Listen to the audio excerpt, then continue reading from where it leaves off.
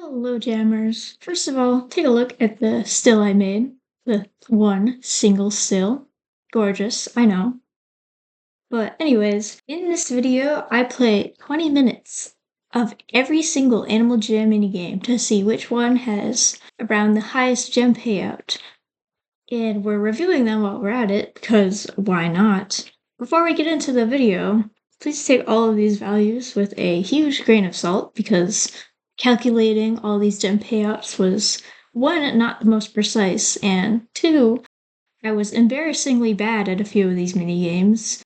So my gem payout may have been quite a bit lower compared to average, but it's just to get a general idea of what the gem payouts look like for every Animal Jam minigame, so let's get into it.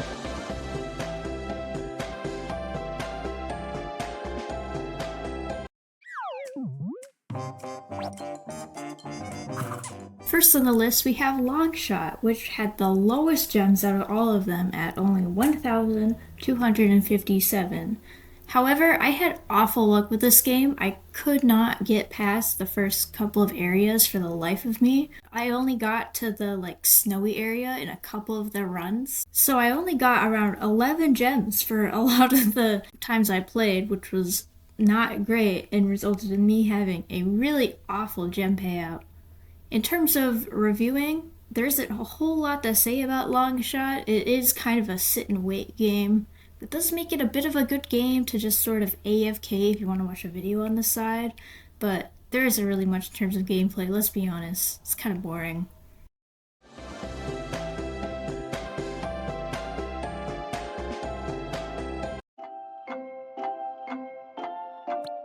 Next up on the list is Temple of Trivia at 1,960 gems. The reason why Temple of Trivia is so low on the list is that there just simply aren't enough people playing Temple of Trivia for the gem payouts to be that high, because you need the room to have a lot of people in it in order to get higher amounts of gems for winning. As you can see in the video right now, there are a decent amount of people in the game, however, most of them left by the end, so I was getting really low amounts of gems even if I was doing good. And for my review, I would say Temple of Trivia is pretty fun if you like trivia, and I do, so would be a lot funner if there were more people though.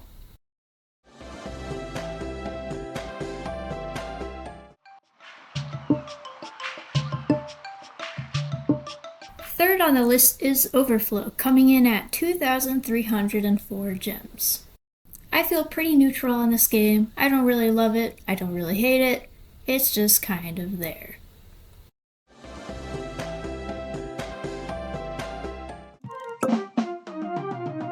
Best Dress gave us 3,320 gems. Winning on Best Dress is pretty hard because I'm pretty sure most of the people in the game are just bots that vote randomly, so no matter what you do, the vote is gonna pretty much be random anyways, so it's just kind of a matter of luck. I really like the concept of Best Dress, but the execution here, there is much to be desired. The item pool is way too small and there's a lot of glitches, including items very often reappearing on your animal after you took them off rounds later. This raccoon tail would not go away for the entire 20-minute session. It was really annoying. Best Dress could be great, but in its current state, it just isn't very fun.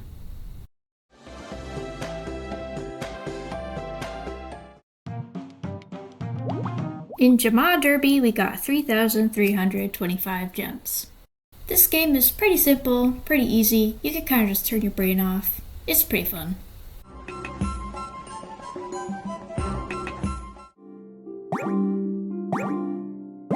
In Jumbled Up, we got 3,930 gems. I like this game, but I'm not very good at it. I kept getting stuck on an item, and it would just take me forever to find it. But still, overall, I would say it's a good game.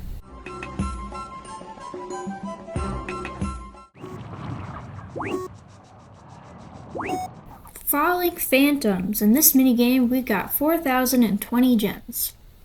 Now this one is interesting because on Animal Jam Classic, Falling Phantoms is considered one of the best minigames to get gems. However, it seems on Play Wild that isn't exactly the case. I think Folly Phantoms is a fine minigame, but it's definitely not my favorite.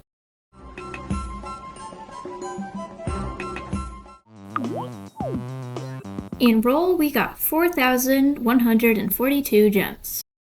I'm not gonna lie, I don't really like this game. I don't really like these types of physics games where you just keep falling off the edge. It's not very fun for me.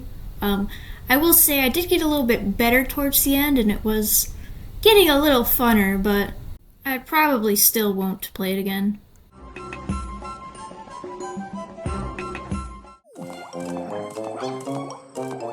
In Puppy Tail, we received approximately 4,160 gems. Why do I say approximately? Well, the second round I did of this game, I couldn't finish the final boss for the life of me. I just kept losing, and I didn't want the entire 20 minutes to be spent on me losing to this one boss. So I just exited out and played on an easier mode.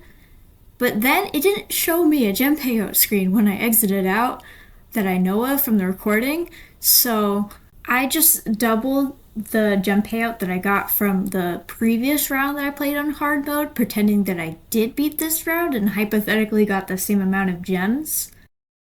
And we're just using that as my final gem payout because I've already put so many hours into playing Animal Jam minigames.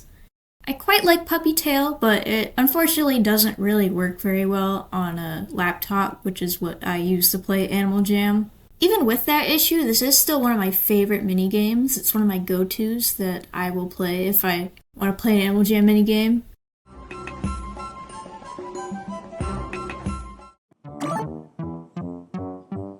In Pest Control, we got 4,416 gems. Pest Control is my favorite minigame by a long shot. I am a sucker for tower defense games. There's something about them. Pest Control definitely isn't the most in-depth tower defense game, but I still really like it.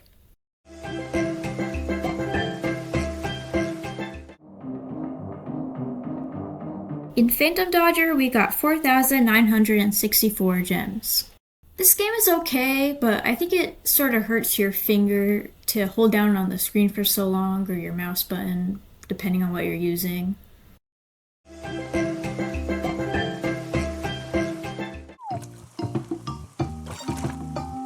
Next is Touch Pull at 5,326 gems. Touch Pull was the biggest surprise for me because I was not expecting it to be so high up on this list, but yeah, I got a lot of gems from this game just by petting a bunch of animals. This game is pretty chill, and it does give you some really cool plushies, so it can get a thumbs up from me.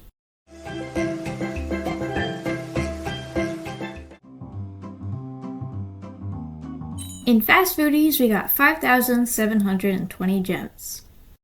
I would love to see this game expanded upon a bit with more types of restaurants and levels because it is really fun, but once you beat all the levels, there isn't really much more to do. You could replay the levels, but I feel like it's noticeable that the orders tend to repeat over and over again, and it can get a little stale.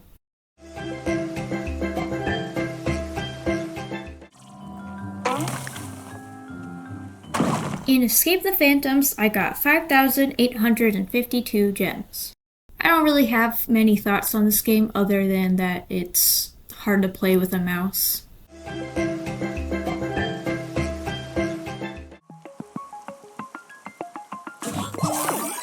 In Pill Bugs, we got 6,218 gems. Honestly, Pill Bugs was kind of boring to play. I don't really have much else to say about it.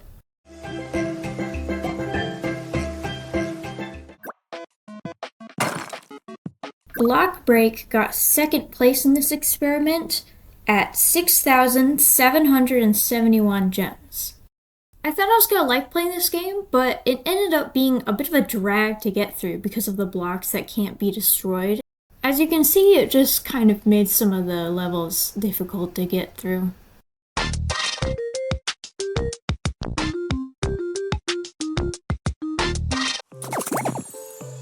Okay, so listen to this.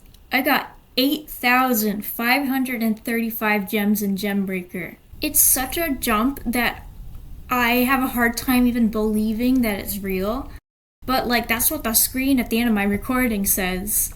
As I said before, I'm not completely sure that my data is the best, but if this is a really good mini game for gems, then for me at least, that's awesome because I love this game. Since I didn't mention it earlier, any game that had a level difficulty, I would play on hard mode, and any game that had levels, I was just continuing from whatever level I was already on. While some of these minigames give quite a few more gems than others, I would just say play whatever minigame you think is fun, because if you're not having fun, then is the grind really worth it? Honestly, I don't know if people even really play minigames for gems because there are so many other ways you can get gems in this game, but I thought it'd be a fun little experiment. If you've made it this far, then thank you for watching my dumb little video. It's probably obvious, but I don't know what I'm doing. I am super bad at talking into a microphone. I don't know how to make my audio good. I'm just trying to have fun. Even if the final product isn't the greatest, at least I had fun making it, right? This has been Quartz. See y'all around. Goodbye.